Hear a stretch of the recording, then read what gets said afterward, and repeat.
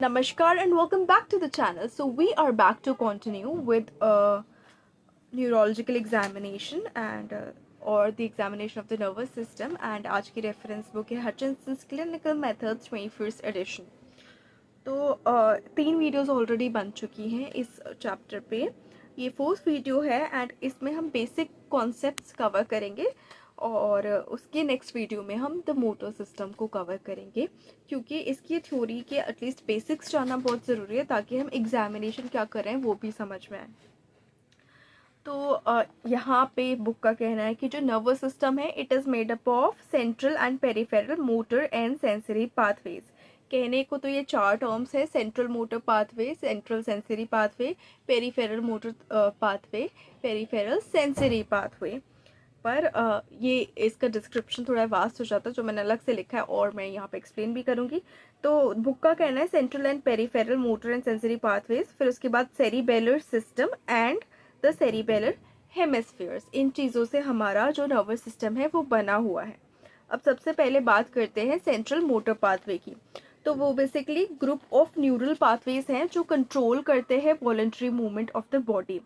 इसमें क्या क्या आता है? Basically pyramidal and extra pyramidal system आता है. पिरामिडल सिस्टम में अगेन उसको सब डिवाइड करते हैं तो डायरेक्ट मोटर पाथवेज होती हैं जो कि कंट्रोल करती हैं वॉलंटरी मूवमेंट्स को. उसके बाद कॉर्टिकोस्पाइनल सिस्टम जो है मेजर पाथवे है in the pyramidal system. Corticospinal tract start होती है सेरिब्रल कॉर्टेक्स में एंड एंड होती है स्पाइनल कॉर्ड में और कंट्रोल करती है movement of the limbs and the trunk. तो सेंट्रल मोटर पाथवे का जो फर्स्ट चीज़ हमने डिस्कस की वो पिरामिडल सिस्टम डिस्कस किया, जिसके अंदर हमने कॉर्टिकोस्पाइनल ट्रैक्ट डिस्कस की. दूसरी चीज़ जो सेंट्रल मोटर पाथवे के अंदर ही जिसके कुछ एस्पेक्ट्स आते हैं वो है एक्स्ट्रा पिरामिडल ट्रैक्ट्स, जो कि ओरिजिनेट होती हैं ब्रेन स्टेम में एंड कंट्रोल करती हैं involuntary movements like balance, posture and muscle tone. तो ये सेंट्रल मोटर पाथवेज क्या क्या आता है, क्या क्या कंट्रोल करती है, उसके लिए एक शॉर्ट डिस्क्रिप्शन था. अब आते हैं हम दूसरी चीज़ जो हमने बोली थी सेंट्रल सेंसरी पाथवे. वो क्या होती है? ये बेसिकली एक नेटवर्क ऑफ नर्व्स है जो कि कैरी करती है सेंसरी इंफॉर्मेशन को कहाँ से कहाँ तक, from the body to the brain. अब इसमें कौन कौन से स्ट्रक्चर्स हैं?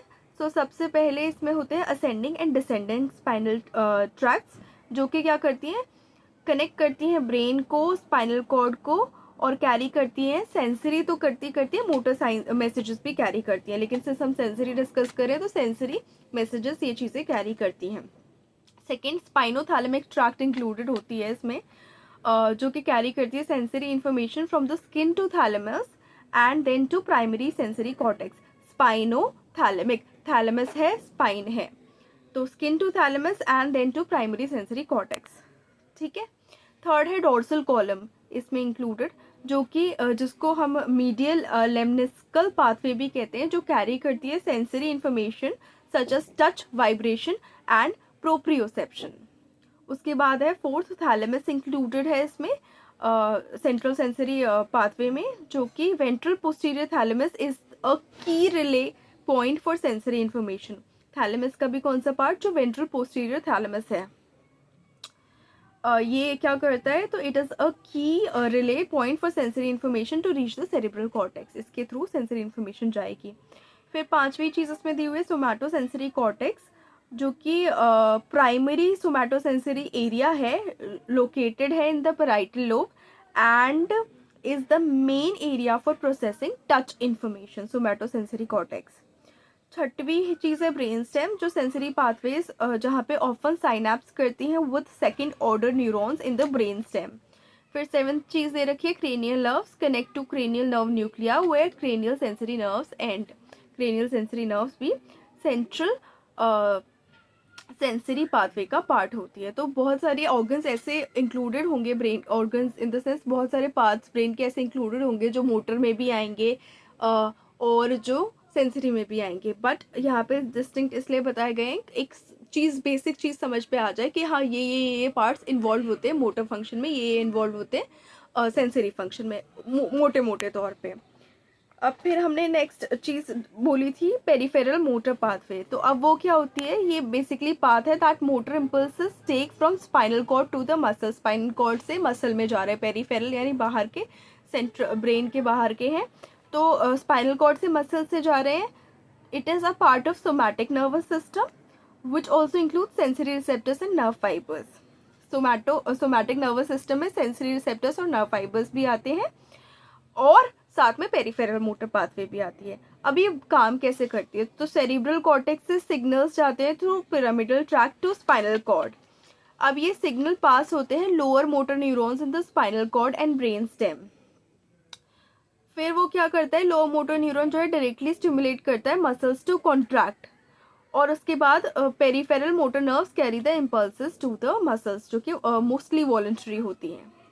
अब पार्ट्स कौन कौन से इन्वॉल्व है पेरिफेरल मोटर पाथवे में, पिरामिडल ट्रैक्ट इन्वॉल्व है जिसमें corticospinal and corticobulbar tracts आती हैं which carry signals from cerebral cortex to spinal cord and brain stem.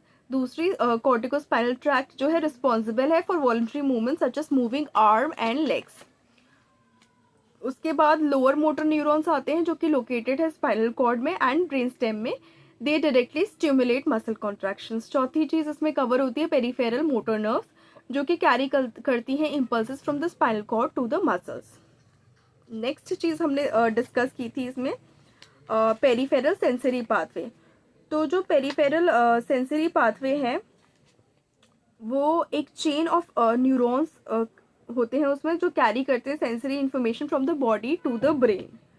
It includes peripheral nerves, spinal cord and brain. कैसे काम करता है, sensory receptors जो कि skin, muscle, tendons and joints में होते हैं, वो डिटेक्ट करते हैं change in temperature and pain. जब ये डिटेक्ट करते हैं तो फिर वो इम्पल्स सेंड करते हैं, ये सेंसरी रिसेप्टर्स इम्पल्स या सिग्नल सेंड करेंगे along the sensory nerve to spinal cord. अब ये इम्पल्स कैसे ट्रैवल करेगा, ये क्रॉस करता है synapse between a sensory nerve and a nerve in spinal cord.